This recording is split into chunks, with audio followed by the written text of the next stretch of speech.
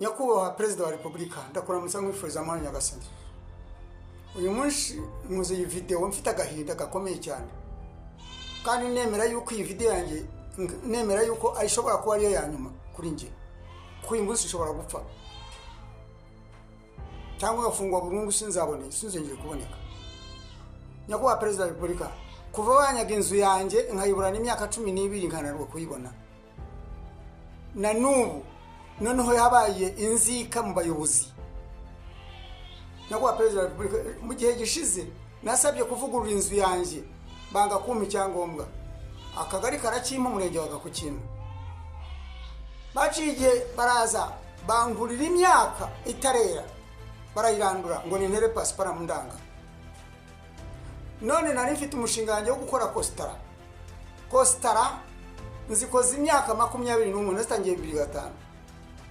Ubarimo barambwa ngo nenzijugunye. Nyakubahwa Perezida wa Repubulika igihugu nzabamo ntarya kizaba kigera. Bayobozi b'u Rwanda mwese reka mvuge mbe nka Rwigema nanjye mbi gitambo cy'iki gihugu.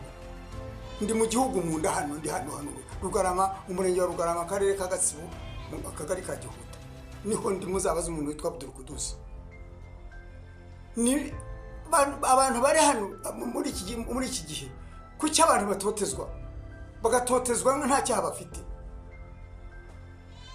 Nyakubahwa Perezida wa Repubulika ndagusabye niyo mu Rwanda nashoboye kuba mu munyimure muri iki gihugu nje mu kindi kigo nje mu yindi si mvanga kuko ndumva naremerewe igihugu nzabamo ntarya igihugu nzabamo ntahinga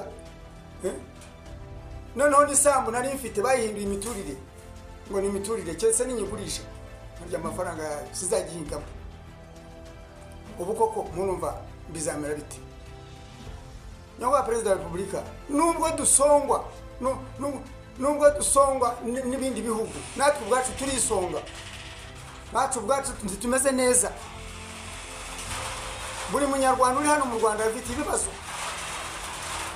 Murukoza akantu baramuhiga. Nyakubahwa Perezida wa Repubulika imirimo nakoreye FPR kuva intambara yije mu gihugu kugeza na n'ubu ibindi byo nishyurwa. Nibyo nishyurwa Nyakubahwa Perezida wa Repubulika. Namwe bayobozi mwese ndabaha video ngiye kuyohereza mu gihugu cyose. Nishire ku Instagram kuri Twitter hose murebe. Kuki bantoteza umuntu umwe mu gihugu kuki ndi mu kibazo. Nibanda sesa ko gwemveho. Aho kugira ngo mbura amahoro. Murakoze Nyakubahwa Perezida wa Repubulika. Sinzi yuko ntabwo kugeraho ariko abandi rabageraho n'abandi banje ngiye ndayibohereza ninapfa bazayikubwira. Amahoro yagasana abandi nawe. Ifite dutangiye tubona rero ni y'umusaza uvuga ko yarenganywe ikomeje guca igikuba ku mbuga nkoranyambaga zitandukanye by'umwihariko kuri TikTok ndetse n'izindi mbuga nkoranyambaga zitandukanye akomeza kuvuga ko atabazanya kuba Perezida wa Repubulika Paul Kagame. Akarere ka Gatsibo atuyemo kakaba kagize ibisobanuro gatanga ku bibazo avuga bimeze bite rero. Reka twinjire muri inkuru yose uko yakabaye. Ni nyuma yaho twabanje kumva imwe muri video ikomeje guca igikuba cyangwa ikomeje gucaracara ku mbuga nkoranyambaga zitandukanye by'umwihariko kuri TikTok. Twese cyane rero umusaza witwa Kabanda Abdulusi akomeje kugaragara ku mbuga nkoranyambaga atabaza umukuru w'igihugu. Avuga ko yambuwe inzu yari afite mu karere ka Kicukiro ubuyobozi ntibumurenganure, ndetse ashimangira ko muri iyi minsi leta yongeye kumukura amata ku munwa ubwo yakuraga amakostara asanzwe acuruza ku muhanda munini wa kaburimbo agasabwa kuyacururiza mu rugo. Mu mashusho yashyizwe hanze Kabanda yumvikana atabaza umukuru w'igihugu nyuma yo kuburana inzu ye imyaka 12 ubuyobozi bukanga kuyimpa. Ubwo navuga nkuko yavugaga akavuga ko byanavuyemo inzika ikomeye mu bayobozi aho ahirutse gusaba n'icyangombwa cyo kuvugura inzu ye akakimwa. Yavuze ko mu minsi yashize yanaranduriye imyaka akiyongeraho ko amakostara amaze imyaka 21 akora bamusabye kureka kuyakorera ku muhanda agasaba ko ibibazo bye byakemurwa. Amakuru dukesha ikinyamakuru Igihe nuko inzu uyu musaza utuye mu karere ka Gatsibo mu murenge wa Rugarama avuga ihereye mu karere ka Kicukiro mu murenge wa Kanombe mu kagari ka Kabeza mu mudugudu wa Nyarurembo Kabanda, avuga ko yayihawe n'umukwe we uba muri Afurika y'Epfo. Umuyobozi w'akarere ka Gatsibo Gasana Richard yabwiye igihe ko Kabanda yamugezeho mu ntangiriro z'umwaka ushize amusaba ko yamufasha kumukurikiranira ikibazo cy'inzu iri mu karere ka Kicukiro. Umukwe we uba muri Afurika y'Epfo yamusigiye nyuma akanamwemerera kuyigurisha. Yavuze ko yamubwiye ko akarere ka Kicukiro katari kumufasha. Uyu muyobozi avuga ko yahise ahamagara umuyobozi nshingwabikorwa w'akarere ka Kicukiro bakavugana kuri icyo kibazo, ndetse yemera uyu musaza kujyayo, baranabonana anamuhuza n'ababishinzwe. Yakomeje avuga ko basanze iyo nzu uyu musaza yarayigurishije umuntu, amwishyura amafaranga y'igice, andi amubwira ko azayamuha bakoze mitasiyo cyangwa ihererekanya bubasha ry'ubutaka.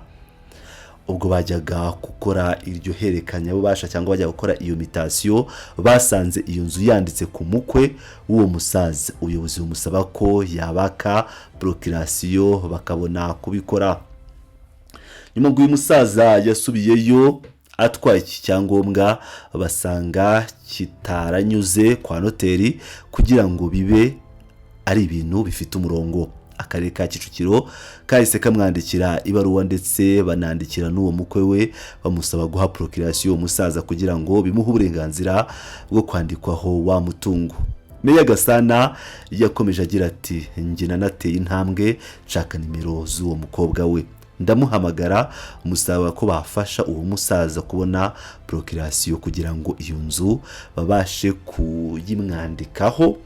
Yambwiye ko umugabo we naza bari bubikurikirane icyo cyangombwa kikaboneka, ariko na n'uyu munsi ntabwo kiraboneka. Meya Gasana yakomeje avuga ko ku kibazo giherutse kumvikana, avuga ko yabujijwe kubumbira no gucururiza ku muhanda amakostara atari uyu musaza wenyine cyafatiwe, ahubwo ko ari igenzura ry'isuku bakoze guhera Ikiramuruzi kugera mu murenge wa Kabarore. Bagenda bareba ibintu bikorerwa ku muhanda bidasobanutse, cyane cyane ibitera umwanda, babasaba kubikorera inyuma mu gikari. Ati, tugeze Rwagitima twasanze uriya musaza ahanabumbira akanahacururiza amakostara. Bamusabye kuzihakura akareba aho azicururiza cyangwa akazijyana inyuma mu gikari. Umusaza rero yahise abihuza na cya kibazo cya Kicukiro, ahita atangira gukora video avuga ko leta iri kumugendaho. Meya Gasana yavuze ko yahise yanga gukuraho ya makostara, birangiye ubuyobozi buyikuriyeho buyajyana inyuma mu gikari kuko atanageraga kuri 50. Yavuze ko nyuma yo gukora video ya mbere ubuyobozi bw'akarere bwongeye kumwegera umusobanurira impamvu ku muhanda hari gukorwa ubugenzuzi bw'isuku, ariko ngo uwo mujinya wose akaba awushingira ku nzu atari yabona. Ubuyobozi bw'akarere ka Gatsibo buvuga ko uyu musaza n'uyu munsi atari yumva ko agomba gucururiza mu gikari, ko ahubwo agikomeje gutsimbara ku cyemezo cye cyo kubumbira no gucururiza ku muhanda amakostara ye. Ngira ngo rero murabyumviye neza cyane ibijyanye n'iki kibazo cy'uyu musaza twatangiye twumva muri video asobanura ibibazo afite, avuga ko leta y'u Rwanda yamurenganyije kujyana n'inzu ye ku bijyanye na business y'amakostara ndetse n'ibindi bitandukanye. Nk'ibisanzwe rero ni Pilot News TV, mukomeze mane nanjye, ndabakunda cyane, muri abagaciro.